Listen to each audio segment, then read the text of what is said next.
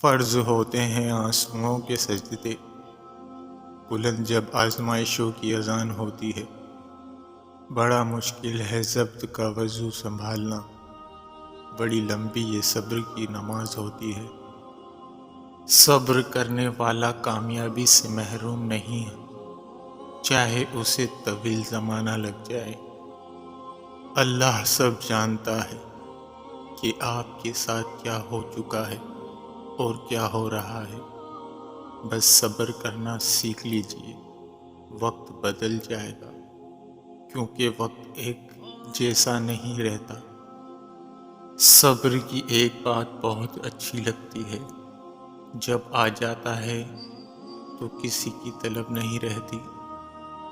صبر کا دامن ہاتھ سے نہ چھوڑو، ہر کام آسان ہونے سے پہلے مشکل ہوتا ہے۔ صبر کرنا اور قدر کرنا نصیب والوں کے حصے میں آتا ہے۔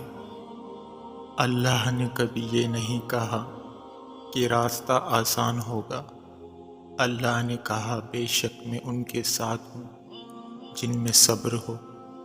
خواہشیں بادشاہوں کو غلام بنا لیتی ہیں، مگر صبر غلاموں کو بادشاہ بنا دیتا ہے۔